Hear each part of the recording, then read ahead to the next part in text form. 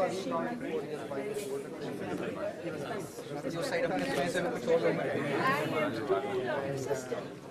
अच्छा सुशीला और बच्चला और लाइव या live is Sushila yeah. So I have heard her speaking. At the time he was probably 50.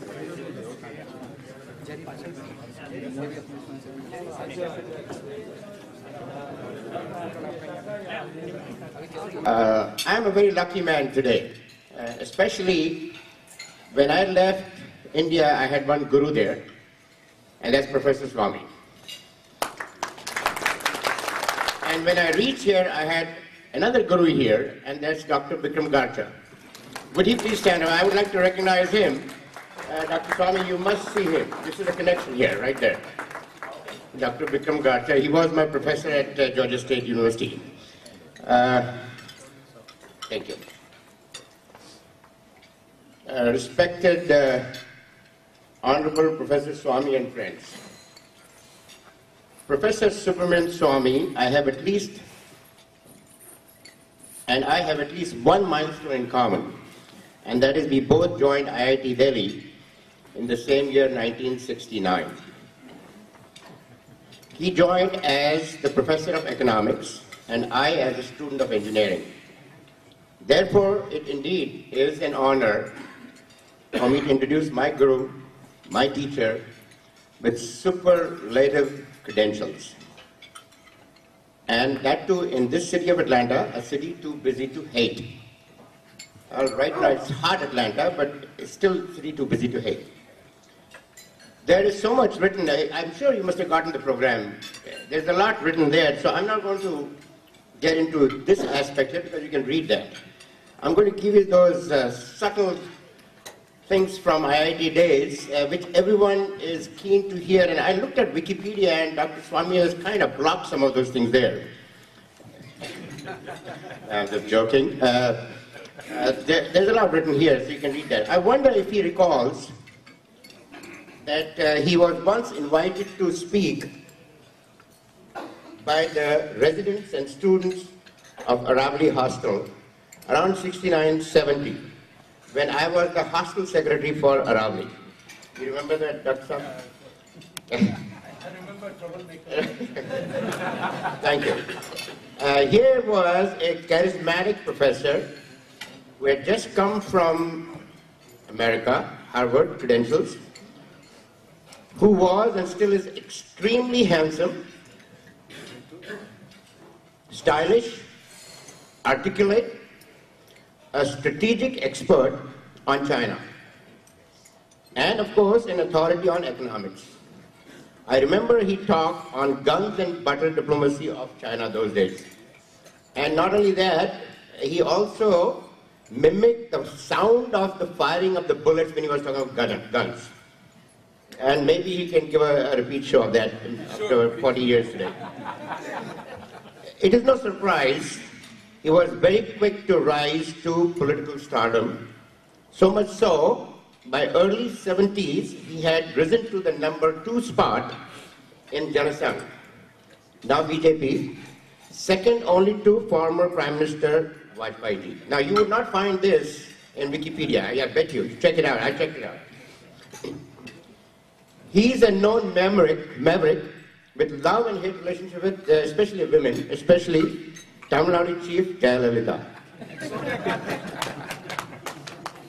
They have a very nice relationship. When she's in power, he gets her, and when she's not in power, they are friends.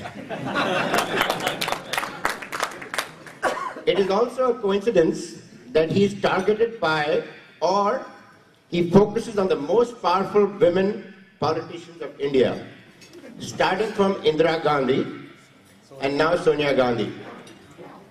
During my IIT days, he was labeled as that Videshi professor by Mrs. Indira Gandhi, and that was because he had started knocking down the roots of then the director of IIT Delhi, Professor Dogra.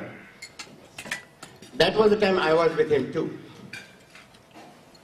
We shall soon hear on that score when he presents his keynote address, especially why Sonia Gandhi is yet to challenge him in the courts.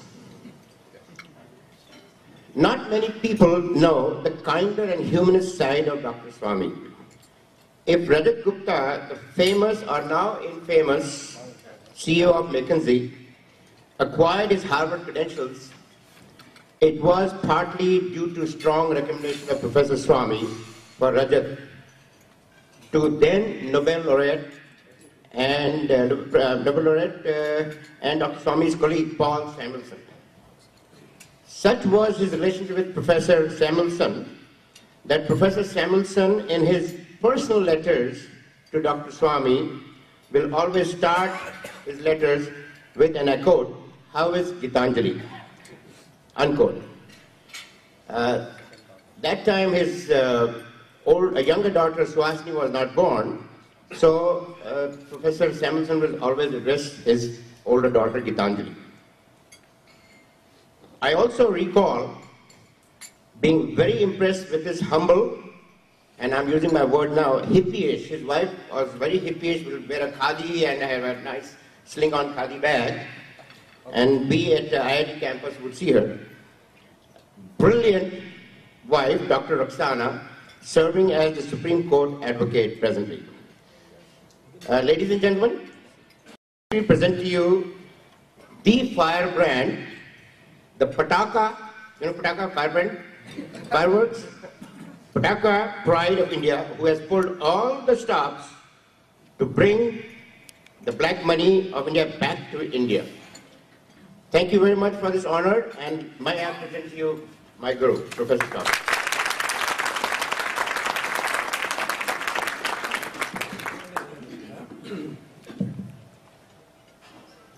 Dhirubhai, Subhash Rajdan, members of this August gathering. We are into, in India, the third major struggle for the upliftment of our country. If India is strong,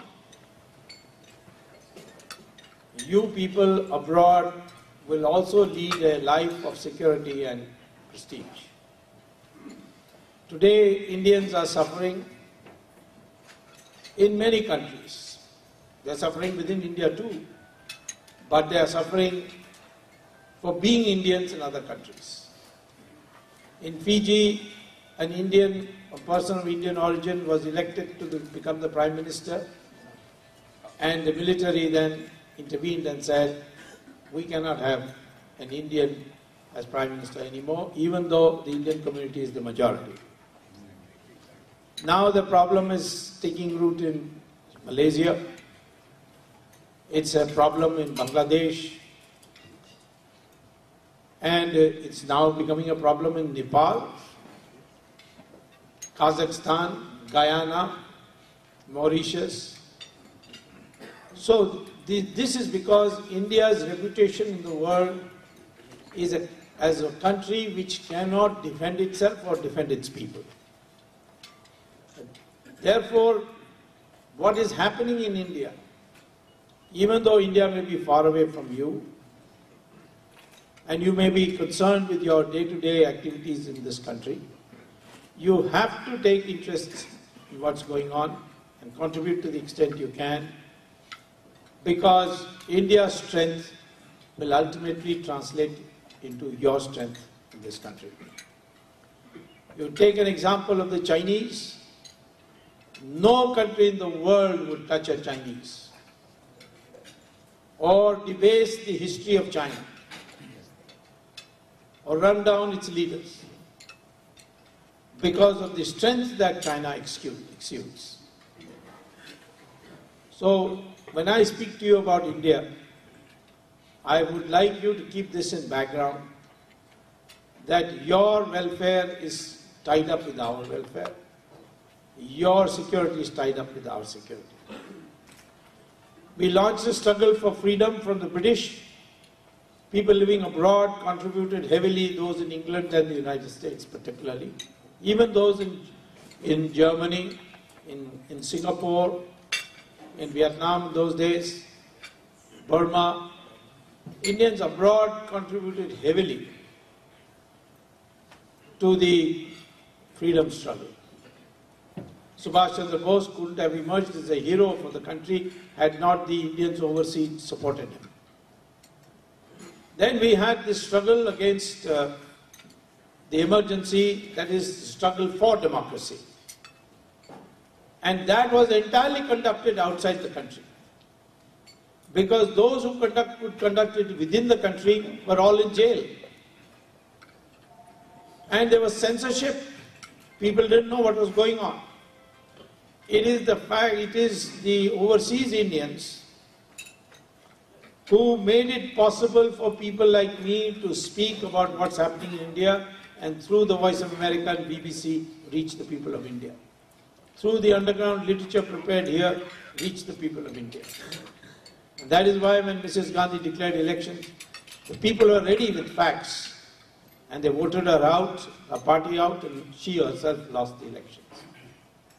So that also you have contributed.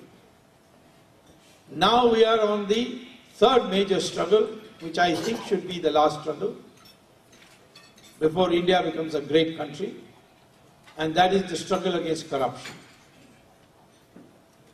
This has weakened our country, our leadership, to the point where we cannot stand up to any country. If there is a terrorist attack in India, we know where the patrons are.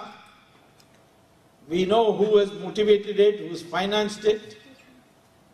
But India is unable to do anything because corruption has made them weak. If you make a lot of money and transfer it abroad through the Hawala agents are known to foreign countries, particularly our neighbor Pakistan. And therefore leaders are afraid that they may be exposed.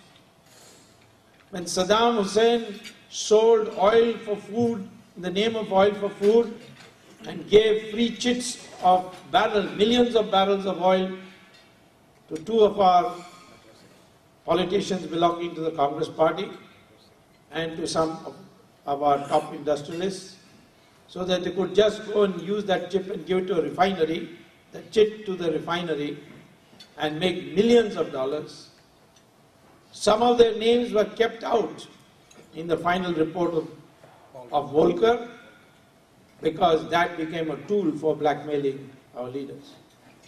So this struggle against corruption is not just a moral struggle.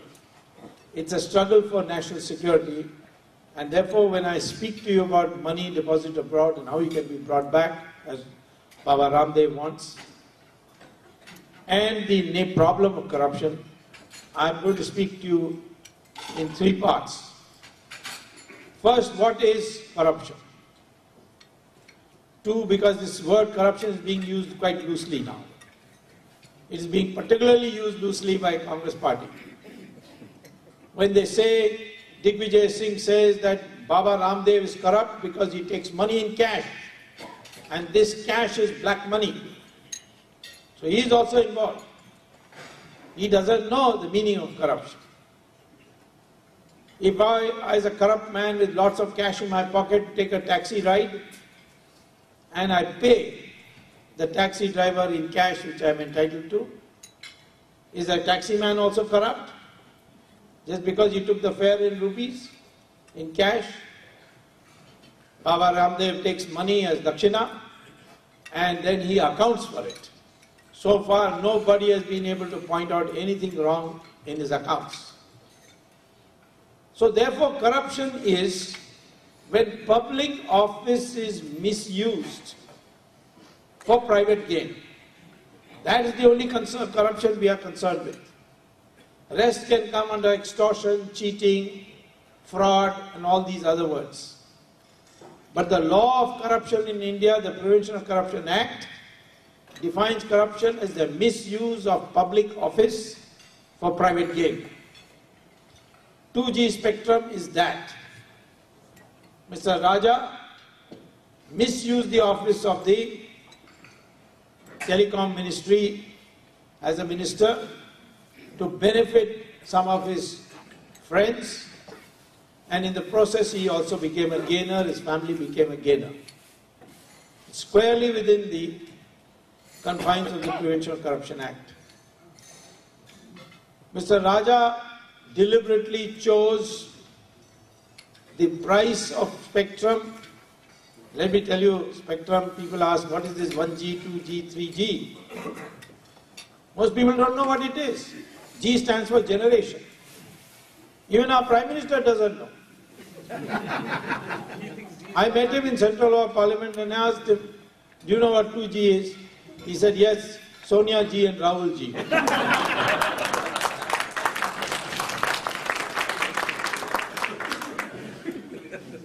You see, when I speak on a cordless phone, the wireless, the airwave goes in a long cycle and can only transmit my voice and nothing else. 2G I can transmit emails, SMS, MMS and my photographs also.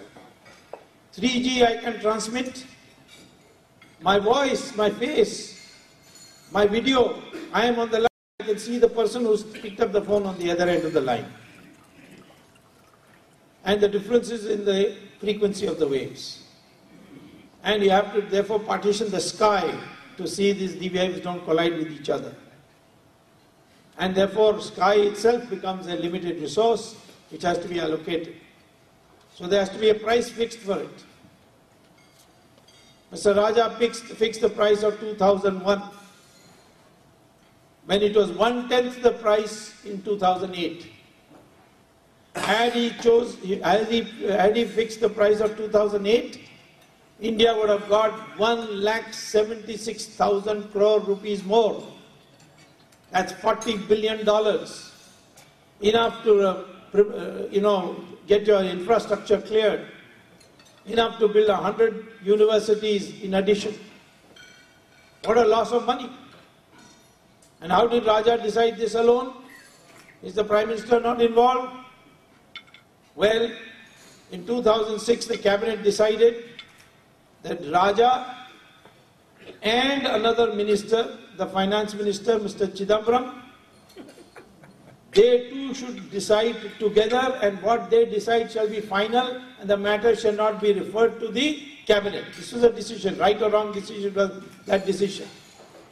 So the final document of deciding the price of 2001 was fixed by signatures of two ministers, the finance minister and the telecom minister. So if Raja is in jail for fixing the price at 2001, how can we leave Chidambaram out of it? So I have a petition saying that Chidambaram also should be sent to jail. That is being heard on the 24th of August.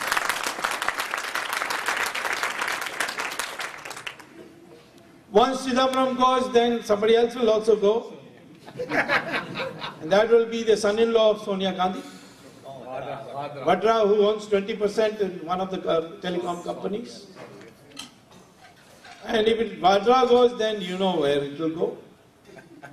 Already they are saying that there are so many Tamilians in the TR jail that the cook of the jail is now being taught how to prepare masala dosa and idli. But I have written to the superintendent saying that please start preparing for pizzas also. And spaghetti, yeah. Two companies got license, Swan and Unitech, who are not even telecom companies. They are real estate companies. And after they got the license, by skullduggery, they sold it to two foreign companies. One was called Etisalat and the other is called Telenor. And there is a Home Ministry advisory which was known to Chidambaram and it was known to Raja that under no circumstance any business should be given to either Etisalat or Telenor, because Etisalat, this advisory was before the licensing, because Etisalat is suspected to be a front organization for the ISI of Pakistan. And its India office is CEO, MD, is Shahid Balwaz, who's a builder, also the head of Swan, and he is the right-hand man of Dawood Ibrahim. It's a Home Ministry report. Advisory. Telenor is a company which Norwegian, but its business is in Pakistan and Bangladesh. Its telecom equipment is bought from the Chinese People's Army. And the Home Ministry advisory says that this equipment can also double for cyber warfare. And if there is a war between India and China, the same telecom equipment can be triggered for the purpose of making all your defense computers fail. There is a national security question. And this was done because these people are greedy for money. $40 billion lost to the country, of which $12 billion was paid as share. Not all of it went to Raja. In fact, only a small portion. $12 billion means 60,000 crores.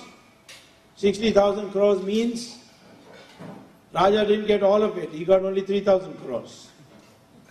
Chidambaram got 5,000 crores. And Sonia Gandhi got 36,000 crores. So how much is left? 3, 5, 8, 36, 44. 16,000 crores went to Karunanidhi. Understandable, because he's got 3 wives. So all these are documented. I wrote all this to the Prime Minister because I need his clearance to file a case. That's the law which Anna Hazare is trying to change. He wants an independent prosecutor to be appointed who does not have to take the permission of anybody to launch a case. Very good suggestion. I wrote to the Prime Minister, he did not reply. So I sent him another letter with more documents. Then I sent him with more documents. 5 letters I wrote, no reply. 1.5 years gone. Finally I went to the Supreme Court. I'm proud to say that the Indian Constitution makes a provision that in the event the government doesn't perform its duty, the Supreme Court can intervene and perform that duty. So I said to the Supreme Court, Prime Minister is not replying, so please give me sanction and I will file the case. And the Supreme Court gave me that. And since then, people are going to jail. And now Chidambaram is so apprehensive that I might be sending him to jail. He is trying to contrive some case by which I will be jailed the moment I land in Delhi. But that is foolishness, because I know how to get out of that by going to court. There is no case against me, but they are making out some article I wrote, which they say is, it is very damaging, it is incitement, this, that. All bogus. I only said what Mahatma Gandhi said. I only said what Vivekananda said. I only said what Swami Chinmayananda said. I have not said anything extra. But in a magazine, in a newspaper editorial, op-ed page, I cannot put all this in. So therefore, if they oblige me by filing a case, I shall have fun in court. I shall prove that all these great men were also should be now sent to jail posthumously. At least the pictures should be sent to jail. Anyway, they thought that they can raise all the left wing got together and thought they will give a petition to Harvard. And shame on them, what Harvard said. We may disagree with Dr. Swamy, his article may be causing pain to some people, but for us, free speech is sacred and therefore no action.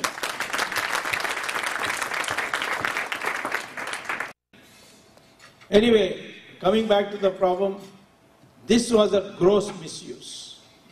And this gross misuse led to a huge loss. And this is not the only case. There is illegal mining cases, illegal coal mining, Commonwealth Games, Everything there is corruption. And the people are getting fed up. And therefore, when this whole thing erupted, people arose because they saw action coming. They didn't want walkout in parliament. They didn't want speeches anymore. They said, we want action. Nobody will go to jail. Well, people started going to jail, so people have now stood up. So therefore, this is the first thing, that this is the meaning of corruption. Misuse of public office is the biggest crime that you can think of. Second thing is the impact of corruption. Corruption is not one politician getting rich and some crooked fellow getting a contract. That is not corruption alone. What happens to the money? The bribe given. 60,000 crores today is gone as bribe. Where does it go? Part of it goes abroad through the hawala route. Automatically all the people who are sending it abroad are known to Pakistan, because most of the hawala people in India have some connection with Pakistan.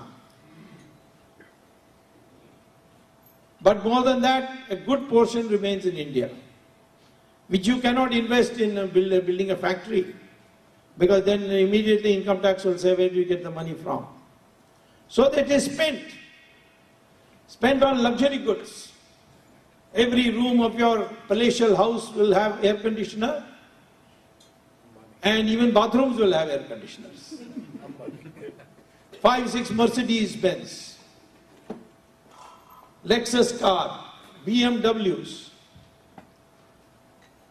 all this drunken partying, 5-star hotels always full. Well, this is one impact, that the luxury goods industry's rate of return shoots up. Future investment comes out of cloth and other common man's requirements. Because why? That's a low rate of return. You're getting 25% in your luxury goods industry. So the future investment goes into this. And I have shown by calculation that 70% of our investment is now going directly or indirectly to produce luxury goods in our country. This is a shame on a country which has 300 million people below the poverty line. This is one impact immediately because of black money. Second impact is real estate prices. You can't get a decent apartment in Bombay today for a middle class for 25 lakhs. Why is that? Prices have shot up. Even if there's an economic crisis, if there's a financial crisis in America, real estate prices come down. But in India, any crisis comes, real estate prices never come down, because all black money generated. Similarly, our stock market is rigged today. Why? Because if you deposit your money in Switzerland or any of the what is called as safe banking or secret banking, you will not be paid interest on it. They will charge you a service charge. So Switzerland gets 2% service charge on how much money has Indians got. Some say $500 billion, some say $1.5 trillion. In either case, it's a huge amount, 2%, for doing no work, for putting the money in the bank. And then Switzerland lends it out to American companies at 4%. So 6% for not doing any work. If you bring all your money back, then Switzerland is gone. Their economy is in big trouble. So therefore, this money, one day Sonia Gandhi complained to Chidambaram when he was finance minister, this is not fair. We are putting money there and they are charging us. So he devised a new financial derivative called participatory note. What is a participatory note? All committees set up by India on financial reforms oppose this. Tarapore Committee, SEBI, that is the Security Exchange Bureau of India, Reserve Bank, they all oppose it. But what is this participatory note? You take cash and go to Fidelity Investments or to Morgan Stanley and say, I'm from India, this is my passport, please give me a participatory note, take this cash. These companies will take the cash because it's legal to take cash under Indian law from an Indian. Because the laws have been changed accordingly in India. And with that participatory note, you come into India and you go to the mutual fund and say, please invest in the stock market.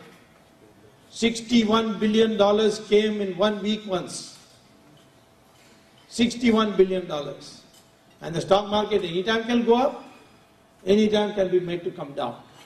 You buy, it goes up, and then you sell, and it comes down. When you sell it at the top, you get rupees. You take with your participatory note certificate, go to Reserve Bank and say, please convert all this into dollars right away. And under the Indian law, new Indian law, Reserve Bank has to convert it and give it to you in dollars or pounds or whatever you want. And then you take it out, legally to take it out, you can take it out. Only problem is you have to pay capital gains tax. That also Chidambaram found a way. You bring that money via Mauritius, set up a $1 company in Mauritius, and that $1 company comes to India and then invests in the stock market. Poor Mauritius, such a poor country. So we have made a special law that any Mauritius company investing in India will be exempt from capital gains tax. We all pay 25%, but Mauritius 0. And now Mauritius has become the largest investor in the Indian economy, more than the United States, 3 times more than the United States. A country which has only beaches and gambling casinos, today is investing more than the richest country of the world, United States of America, because of this. Then there's a new thing that's happened. The laws were changed to allow forward trading in food grains, sugar, and all these agricultural commodities. So this black money was used to buy it as soon as it left the farms and put it in the godowns. Artificial shortage, inflation went up. India is growing today at 9% per year, but inflation is growing at 16% per year. Prices are going at 16% per year. I teach in my class that if supplies increase, then prices will fall. But here in India, it is opposite. Supply also going up, prices also going up. In fact, it's going up even more because of this fact. Speculation in food grains. It's a criminal act because the poor people are the ones who suffer. The vegetable prices, sugar prices, oil prices, wheat prices, rice prices, everything rising. So the impact is tremendous. So we have to cure this, otherwise this country will fall apart.